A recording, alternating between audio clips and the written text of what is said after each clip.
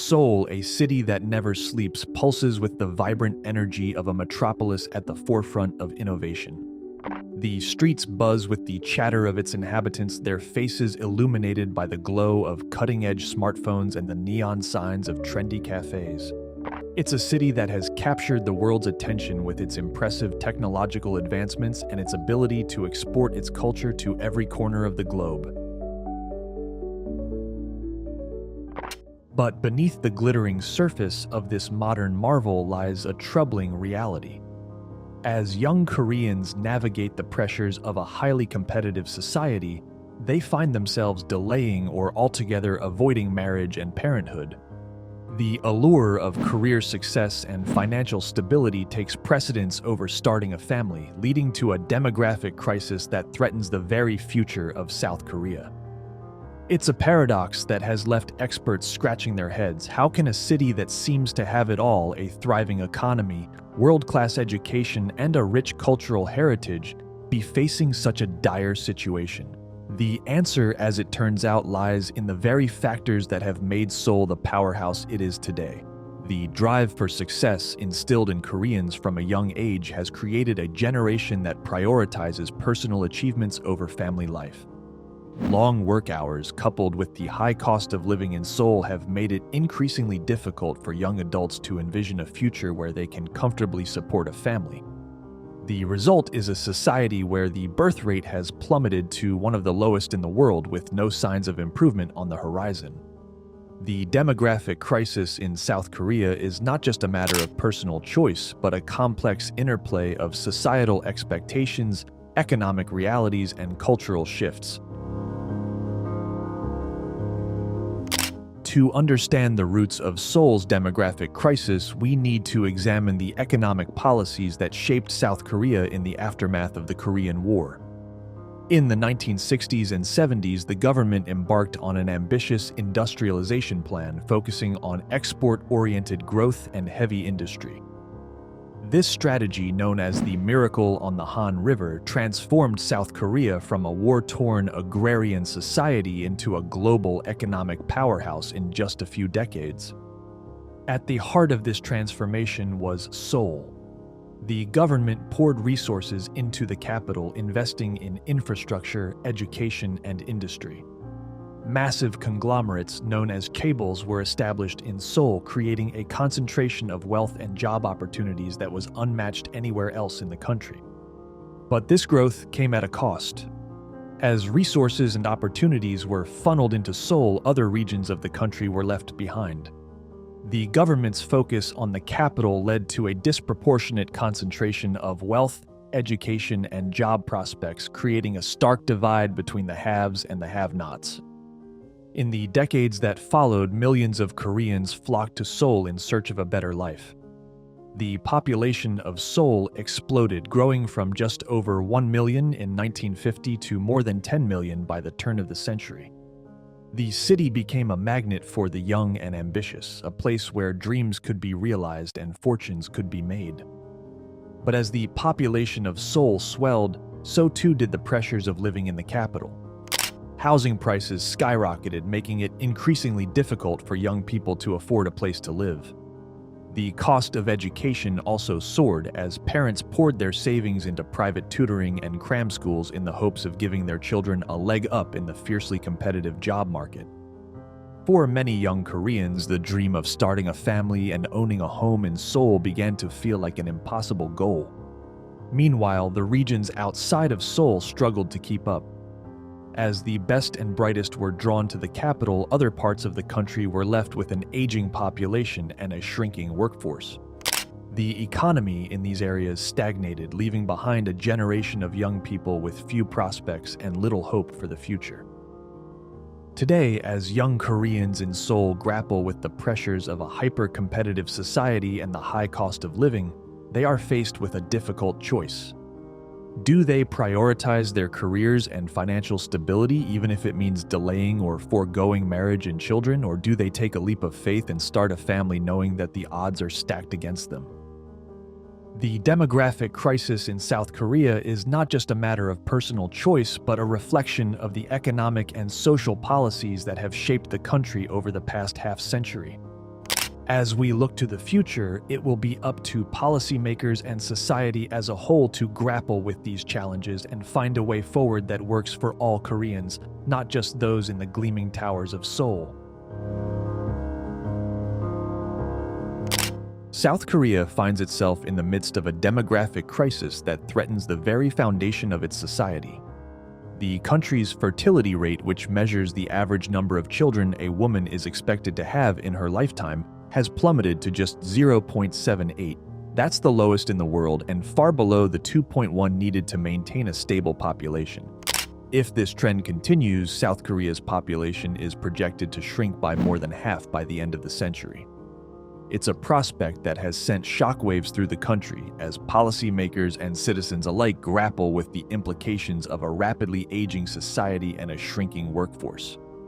For many young Koreans, life in the capital is a constant struggle. The cost of living is astronomical, with housing prices that have soared to dizzying heights in recent years. A tiny apartment in Seoul can cost upwards of $1 million, putting homeownership out of reach for all but the wealthiest.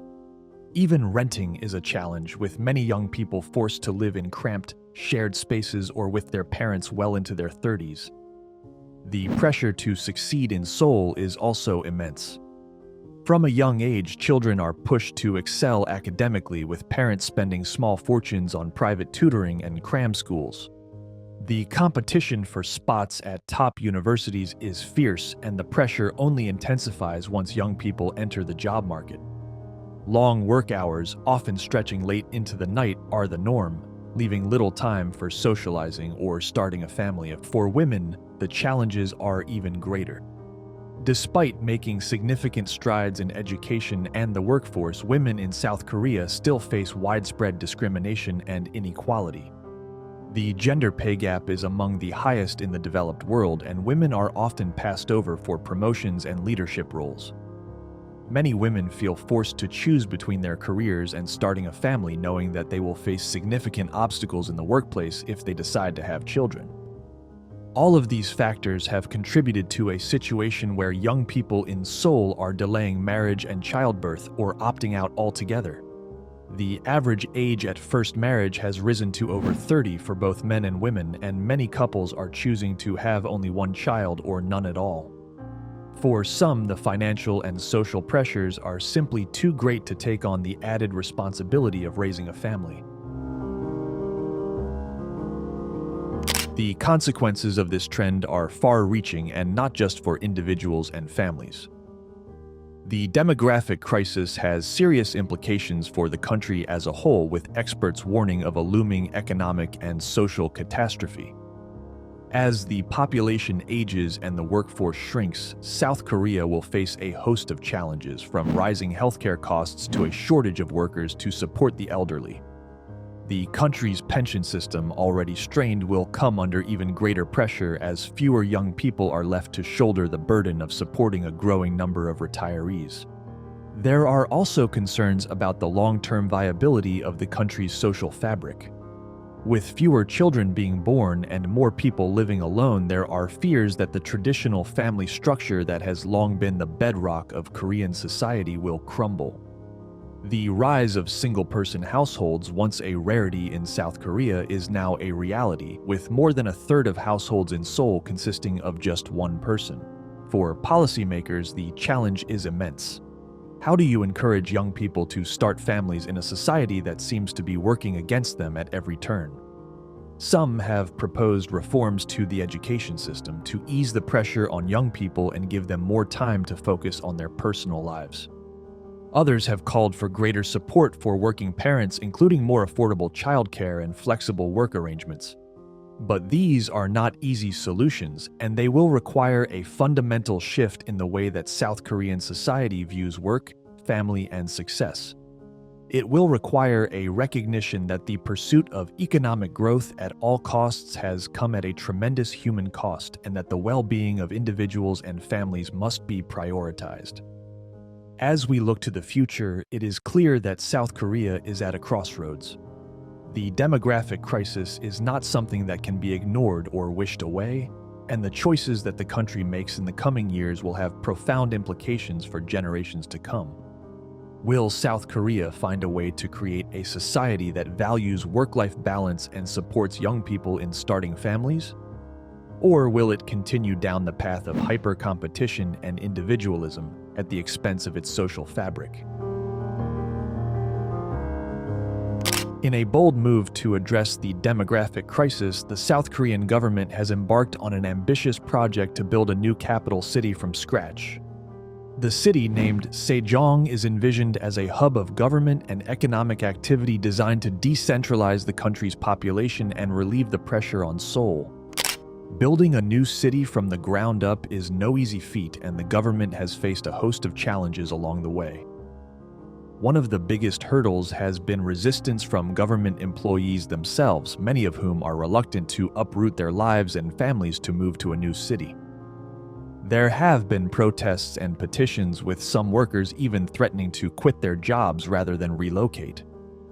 Logistical difficulties have also plagued the project. Building the infrastructure needed to support a new city, from roads and public transportation to schools and hospitals, is a massive undertaking that requires careful planning and coordination.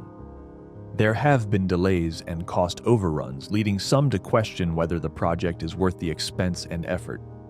Despite these challenges, the government remains committed to the vision of Sejong as a new center of gravity for the country. By creating a new hub of economic activity outside of Seoul, the government hopes to create new opportunities for businesses and workers, particularly in industries like technology and innovation. The success of Sejong will depend on a range of factors, from the government's ability to attract businesses and workers to the city, to the willingness of the public to embrace a new vision for the country's future. But if the project is successful, it could provide a model for other countries grappling with the challenges of rapid urbanization and demographic change. Of course, building a new city is not a panacea for all of South Korea's problems. The country will still need to grapple with the underlying social and economic factors that have contributed to its demographic crisis, from the high cost of living to the pressures of the education system. But by taking bold steps to decentralize its economy and create new opportunities outside of Seoul, the government is sending a powerful message that it is committed to finding solutions and creating a more sustainable future for all its citizens. Ultimately, the success of Sejong will depend on the willingness of South Koreans to embrace change and to reimagine what is possible for their country. It will require a shift in mindset, away from the single-minded focus on Seoul and towards a more balanced and equitable vision of the future. The path forward for South Korea is far from certain, but the government's efforts to decentralize the economy and create new opportunities offer a glimmer of hope. By encouraging more balanced regional development and easing the pressure on Seoul, these policies have the potential to create a more sustainable and equitable future for all South Koreans. However, the success of these efforts will depend on more than just government action. It will require a concerted effort from businesses, civil society organizations, and individual citizens to support and invest in a more balanced and sustainable vision for the country's future. This means embracing policies that prioritize quality of life over economic growth at all costs, and creating a society that values work-life balance, gender equity, and the well-being of families and communities. The stakes could not be higher. The choices that South Korea makes in the coming years will have profound implications, not just for its own future, but for the future of the entire region and the world. As one of the most technologically advanced and culturally influential countries on the planet, South Korea has the potential to be a model for sustainable development and demographic stability in the face of global challenges. But realizing this potential will require bold action and a willingness to embrace change. Only by working together and prioritizing the well-being of all its people can South Korea hope to overcome the challenges it faces and secure its place as a leader in the 21st century. The time to act is now. The demographic crisis facing South Korea is not a problem for the future, but a reality that is already shaping the lives of millions of people. By taking bold steps to address the root causes of this crisis and create a more sustainable and inclusive society, South Korea can secure its future and inspire others to follow its lead. The world is watching, and the stakes could not be higher. Let us hope that South Korea rises to the challenge and shows us all what is possible when a nation comes together in pursuit of a better future for all.